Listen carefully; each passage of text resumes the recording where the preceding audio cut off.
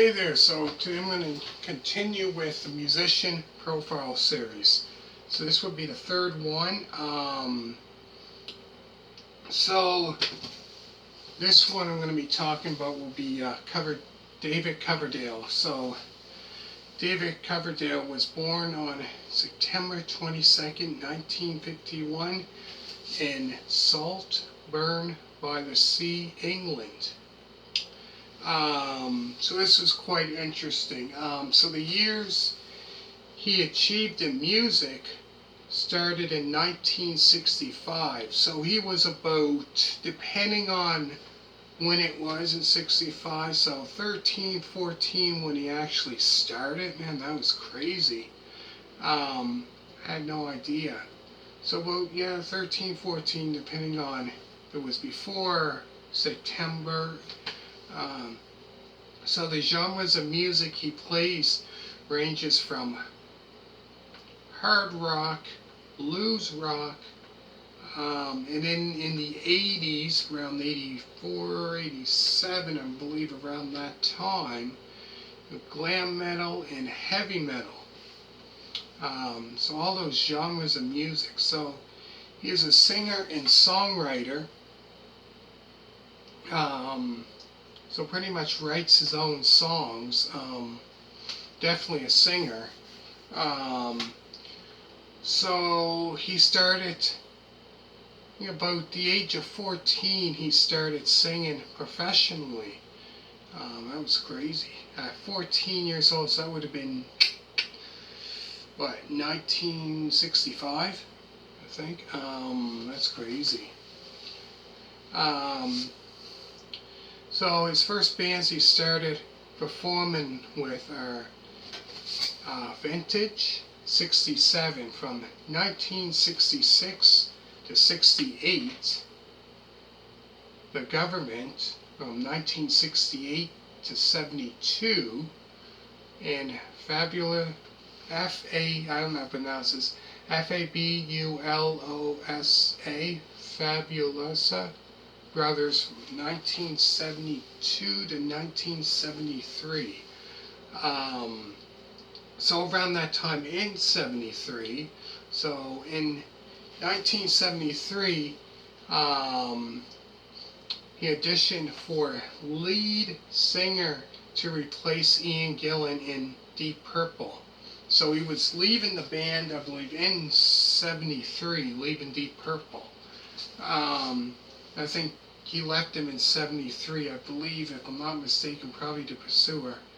I'm not sure exactly, because I know later on done a kind of like formed his own band, so probably to do that.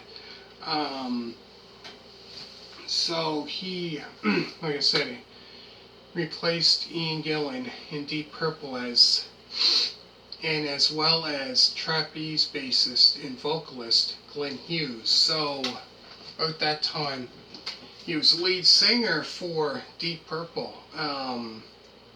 So, I would say about February of 1974, the album Burn, was the first album to feature David Coverdale and Glenn Hughes on the album.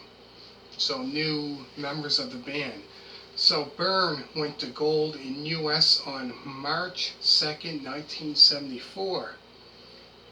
And the UK on July 1st. So not long after it went gold in the US, so April of 1974 was Coverdale's first live performance with the band, with Deep Purple. So this was a performance over 200,000 fans. In this would have been his first trip to the United States on April of 1974.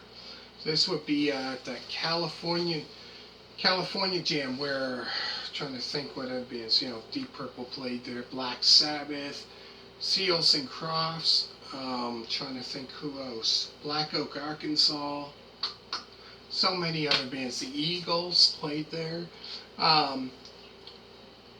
So that would be his first trip to the United States and the first, pretty much first big performance with Deep Purple.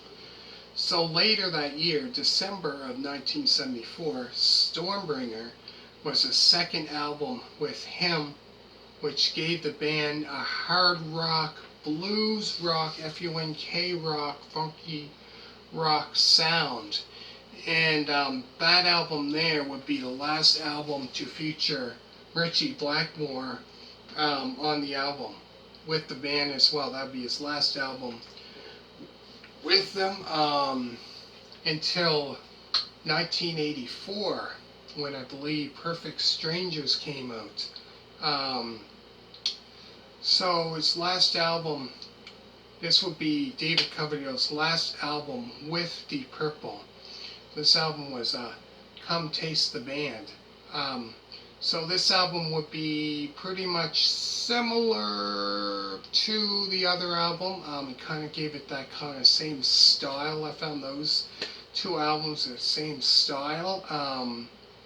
Completely different from the first album he was with, when he was with them, Burn. That was more like a hard rock kind of style.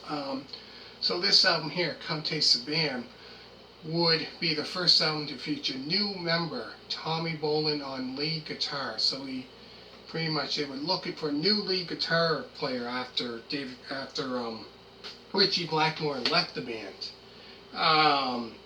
So before that, Tommy Bolin played in lots of other bands. I'm trying to think. James Gang he played in, and he did other ones as well.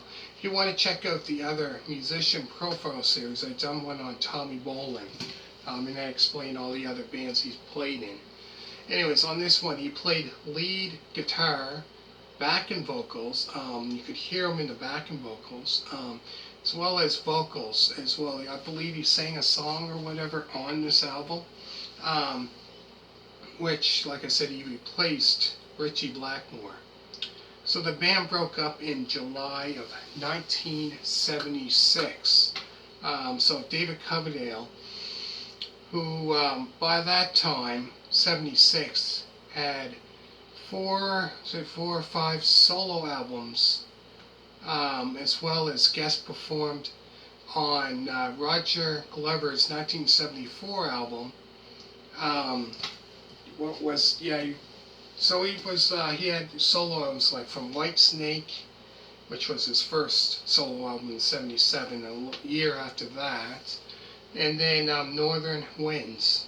And then later on he would release other solo albums, and that, so Whitesnake later on, this would have been about 78, Whitesnake, which he formed in 1978, would have 13 studio albums out. They would cover the Beatles' Day Tripper in 1978, putting like a hard rock twist to the song, which the song was like, a rock song, but they were putting a different twist to it, a hard rock version to that. And also they covered Ain't No Love in the Heart of the City in the same year. So in 1982 they would release Crying in the Rain and Here I Go Again on their fifth studio album, Saints and Sinners. So later on, 5 years later, on their 1987 Whitesnake album, they would re-record them and they would be more popular, as well as Still of the Night, Give Me All Your Love, and the very end, Is This Love. So those songs there would be very popular on that song. So I found their 1987 versions of those two songs, Here I Go Again, Crying in the Rain, would be more popular 5 years later, as well as when they, Still of the Night, that came out, Give Me All Your Love, Is This Love, Is This Love, off the 1987 album, Whitesnake. So that might be one, and that definitely is a great hard rock album. Definitely. So in 2016, David Coverdale was inducted into the Rock and Roll Hall of Fame as a member of Deep Purple. So he is a Hall of Fame inductee, which I remember seeing that, watching that Hall of Fame 2016, where he got inducted as a member of Deep Purple, as well as I believe Roger Glover as well. Trying to think, if I'm not mistaken, I think him. And Glenn Hughes, I believe, was inducted as well. All the members, I think all the members. Yeah, so that was an interest, definitely Rock and Roll Hall of Famer for sure. Anyways, make sure to hit a thumbs up. Down below, I'm going to put down the DVD reviews of Deep Purple and Whitesnake. So hopefully you enjoyed it. Make sure to hit a thumbs up. So I'm going to probably do this every couple weeks, maybe a week, whatever. So if people seem to like it, I'm going to try to do more. So thank you very much for watching, and bye.